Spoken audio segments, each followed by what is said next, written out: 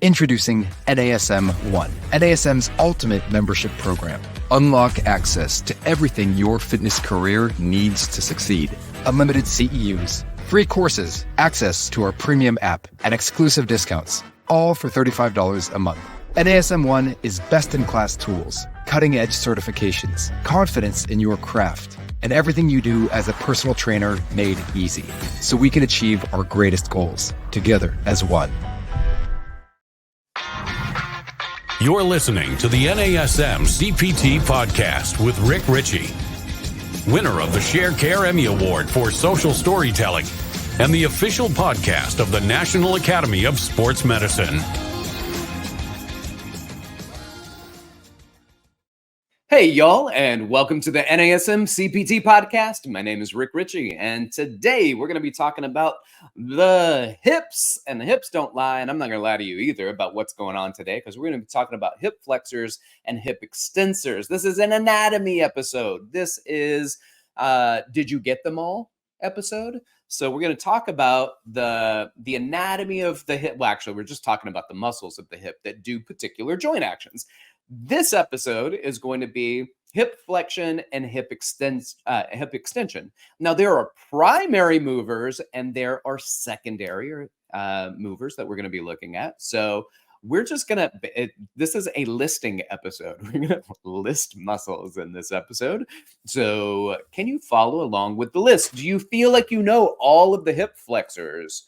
Do you know the primary versus the secondary hip flexors? And then we're going to get into the hip extensors. Now, the following episode, because I didn't want to do too much in one episode, we'll be looking at hip internal and external rotators, AB and adductors, primary and secondary muscles. And something very interesting is that one of those joint actions are not considered to have a primary muscle that does the joint action. Interesting. So make sure you come back for that episode. But for this one, let's talk about the hip flexors. Flexion. Flexion is the decrease of two bones around the angle of two bones around a joint. The decrease in angle of two bones around a joint. Yes. So that's what flexion is. Hip flexion is when, really, let's just bring your knee up towards your chest. That's hip flexion. When you have a seat, you are going into hip flexion as you sit down. And well, what muscles actively bring us into hip flexion? What are the muscles that do the opposite of a squat? So, and we're just looking at the hip in particular. So hip flexors, we got primary movers. And one of those muscles is two of those muscles. So let me explain. One of those muscles sometimes is referred to as the iliopsoas. Now, in the last few years, I really don't see that muscle combined anymore, which is probably good because they are two separate muscles. There's the iliacus and the psoas major. So the iliopsoas, though, is considered two different muscles, but it does have a common tendon. And that tendon goes across the hip and it attaches to the lesser trochanter of the femur, which is the medial border of the femur. So that's going to flex our hip, the iliacus and the psoas major. Some people have psoas minors and some people don't. So, but either way, that's not the point of the conversation. The point of the conversation is about the hip flexors. So the iliopsoas, the iliacus and the psoas, two muscles, common tendons. That's why they're put together. And then that leads to hip flexion. That one is the one where most people will be like, if there's a primary one, that's the one, two, one. So if we look at those muscles, excellent muscle to help practice hip flexion. If there's tightness in your hip flexors, an excellent muscle to look at increasing flexibility with. Well, there's another primary hip flexor. It is the longest muscle in the body. And as Biggie Smalls used to say, this muscle is sartorius. Y'all feeling it? Sartorius, the longest muscle in the body. The crazy thing about the sartorius is so long, it does so many joint actions. It is a hip flexor. It is a hip external rotator. It is a knee flexor. It is a knee internal rotator. It is a hip abductor. I mean, it's got actions that are going on. There's a lot happening with the sartorius, but it is considered to be a primary hip flexor. So now we've gone over two muscles, which are iliopsoas, the iliacus psoas major, and the sartorius. Let's follow up. We got another muscle. It is one of those muscles that we're like, oh, it's always trying to get in the way and do something, but we shouldn't be mad at it because it is just trying to pick up where other muscles are failing. And it can become overactive in a lot of people, but can also still be very weak and overactive. That muscle is known as the tensor fasciae latae, or the TFL, how we commonly refer to it. And that is considered a primary hip flexor muscle. Now, I'm pulling this information from one of my favorite anatomists. His name is Donald Newman. And this is weird to say, but when I was in school, especially in my master's degree program, because we didn't study a lot as much anatomy later on in school, but for the master's program, it was an exercise science program outright. And I think I probably had 2 or 3 textbooks from Donald Newman. And so he's one of my favorites. When I was teaching at college, I would encourage that was the book that I would want for the anatomy classes that I would teach. And so big fan of his. And these are muscles that are pulled through from one of his papers on the muscles of the hip, written in 2010. But I can't remember the journal, so I'll get back to you, or maybe we'll place it in the show notes. So we've got the iliopsoas, the sartorius, and the TFL. Now, the TFL works in a lot of planes of motion, so you're going to see it raising its head in some of our other conversations about the hip. We also have a muscle. See if you can figure out what this one is. It's on the front of the body. All the hip flexors are going to be on the front of the body. It crosses over the hip. And it crosses over the knee. It does hip flexion. It does knee extension. That muscle is rectus. Could have killed us. The rectus femoris or rectus femoris. And that is the major muscle in the quad. And that muscle is one of the primary hip flexors. Now, we've got 2 more muscles that are added into the primary hip flexors. And they are both adductor muscles. So the first one I'm going to say is adductor longus is one of the primary hip flexors, one of the adductor muscles. But then there's another one, and it is the smallest of the adductor muscles. It is the most superior or proximal of the adductor muscles. It is the pectineus. The pectineus muscle is the other one. So let's go through the primaries. Right here, we've got iliopsoas, sartorius, TFL, rectus femoris, adductor longus, and pectineus. Now, those are going to be 6 primary muscles, but now we've got 3 more secondary muscles. So these are other muscles that have contributing contractile components when it comes to doing hip flexion.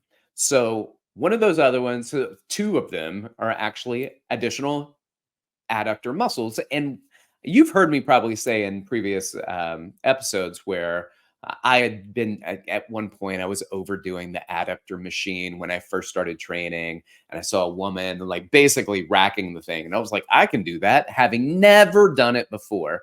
And so I went all in, and I just plugged it in. I kept plugging in. I'm working my way up. And then I thought I'd racked it. And then I realized it was one of those machines that had those weight donuts that you slide over in increments of 5. So I had to slide over 50 more. And I tried to get the 2 little rubber knobs to touch, and I squeezed as hard as I could. And then I developed something called rhabdomyolysis. If you know, then you know. If you don't know, look it up. It is a fascinating journey into stupidity for me, and I was in pain from doing that stupid exercise. But this is how I know that the adductors were hip flexors, because I'd be in so much pain that I would be sitting. And when I'd try to stand, it felt like I was peeling those adductors apart because they were being stretched after being used to being in a shortened position for any amount of time because it hurt so bad. And so the adductors that contribute, adductor longus, the pectineus, the two that we've already talked about, and then we've got two more, the adductor brevis, which is a secondary hip flexor, and the gracilis. The gracilis is also a secondary hip flexor. It's also the only one of the adductor group, the only muscle of the adductor group that crosses the knee. And so the gracilis is also a hip, not just an adductor, it is a hip flexor. And then this one's interesting. The glute minimus anterior fibers. And throughout our conversation that we're going to have about hips and the muscles around the hips, we're going to talk about different fibers that move the hip in different ways. And so in this particular one, the gluteus minimus can go as a secondary hip flexor, but only the anterior fibers, only the fibers that are towards the front of that muscle will contribute to hip flexion. All right, so that's them. One more time, hip flexors. Let's go through them. There's the iliopsoas, which is the iliacus and psoas major, sartorius, TFL, tensor fascia lata, the rectus femoris, adductor longus, pectineus. Those are our primaries. Secondary muscles that flex the hip, adductor brevis, gracilis, and the anterior fibers of the gluteus minimus. All right, those are your hip flexors. So now let's move into hip extensors. Take a moment, just kind of think about which muscles you know. Which ones do you know are hip extensors? Because if you were like, hey, which muscles are hip extensors, Rick? In my head, I'm already like, boom, I've got my list. But then there are also some secondary muscles. So the primary hip extensors and then the secondary hip extensors. So we're going to get into it. Here we go. So Dr. Newman says hip extensors. Let's go. The first one, top of the list, gluteus maximus, the big house, the romper room. That's the muscle. That's the big one that we generally think about as being our primary hip extensor. And then we can go into our next muscle. Now, we're familiar with the glute maximus. We know that there are people out there, and I had friends over to the house the other day, and this one woman was asking me about how work was going. And she's like, what's up with the obsession with the glutes these days? And I was like, I'm into it. I'm into the obsession. And she goes, I'm not opposed to it, but there are other muscles in the body. And I was like, preach. Yes, I agree.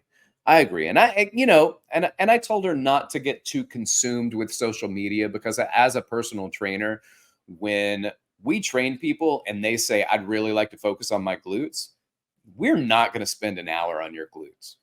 We're not.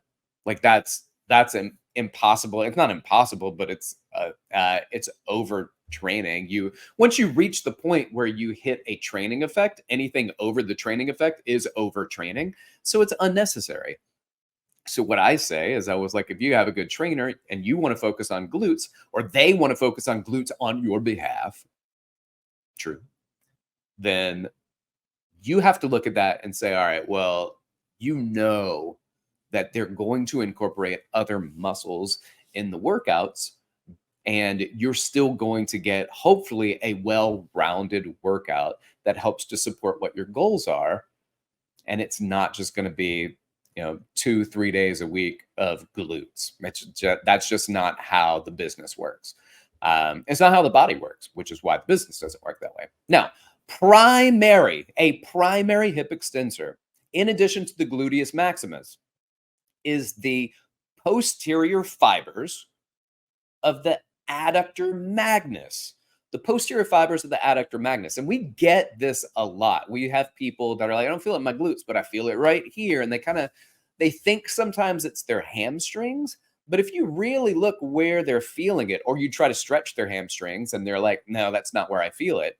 But then you have them pull their knees towards their chest and they're like, whoa, that's it. Then that's going to be the posterior fibers of the adductor magnus. Now, you can go ahead and say, yes, the hamstrings are next, and they are, But we're going to be very clear with this because we're breaking it down into muscles, not muscle groups. So yes, semimembranosus and semitendinosus. Those are the medial hamstring muscles. But if we go to the lateral hamstring muscle, it might behoove us to specify that it is the long head of the biceps femoris. Not just the biceps femoris, but it is the long head of it because the short head doesn't cross over the hip. And if it doesn't cross the hip, it doesn't work directly at the hip. But the long head of the biceps femoris does cross the hip. And that is the one that works directly on the hip in order to create the joint action of hip extension. So our primary hip extensors, gluteus maximus, posterior fibers of the adductor magnus, the long head of the biceps femoris, semitendinosus, and semimembranosus, those are our primary movers. Now, we have secondary movers as well. The secondary muscles that will help to extend the hip. The gluteus medius, the middle and posterior fibers of the glute medius will help to extend the hip. And then this one says, and this is where I told you I love Donald Newman. I think he's brilliant. It says the adductor magnus anterior head is a secondary hip flexor. Now, I don't know if that's a typo or if that is EKG'd or EMG'd, but I will have to look into that and follow up. So as I was preparing for this, I was like, I'm going to expose myself on this talk because as I look through this, I don't want you to think that I just see things and I'm like, I think that whatever you say is fact. So I'm not saying that he's wrong, but I'm also not convinced that the anterior fibers of the adductor magnus also do, even in a secondary manner, hip extension. Can they? I don't know. I've never really thought about the anterior fibers of the adductor magnus. I've only focused on the posterior fibers being a hip extensor, never the entirety of that muscle, even in a tertiary fashion. So with that being said, I'm going to challenge you because I'm challenging myself. I'm going to look it up. Look it up and see if you have any information on the joint action of the anterior head of the adductor magnus or the anterior fibers of the adductor magnus and see if they contribute, even as a secondary muscle, to hip extension. Interesting. All right. Yo, let's go through it one more time. All the muscles for hip flexors and hip extensors. Ready? Hip flexors. The iliopsoas, sartorius, TFL, rectus femoris, adductor longus, and pectineus. He lists 6 as secondary hip flexors. He's got 3, the adductor brevis, the gracilis, and the gluteus minimus anterior fibers. All right. For hip extension, we got gluteus maximus, adductor magnus posterior fibers, biceps femoris long head, semimembranosus, and semitendinosus, 5 muscles. 2 more as secondary movers that he lists: the gluteus medius, middle and posterior fibers, along with the adductor magnus anterior fibers. All right. Y'all, thanks for kind of sludging through the anatomy podcast. As we get into the anatomies, I know some of you guys eat it up and some of you guys are like, I just want to hear more about like the day-to-day life of personal trainers. Let me tell you right now, hip flexion and hip extension is happening with almost every single one of your clients. What are we doing about it? And then also think about this. I know we get really obsessed with, oh, hip flexors are tight. Sitting around, the hip flexors are tight. They are short, tight, but it doesn't necessarily, that doesn't mean that they're strong. It's just a positional shortness that they find themselves in. But generally, people who sit a lot also have weak hip flexors. So reversing that squat and pulling the knee up to the chest with some resistance, I think, is also very indicated for people who need it. So make those considerations and figure out how to work these muscles in order to help strengthen everything and understanding the joint actions, which will help you understand how to stretch them as well. Thanks for listening. You guys have questions for me, you can hit me up.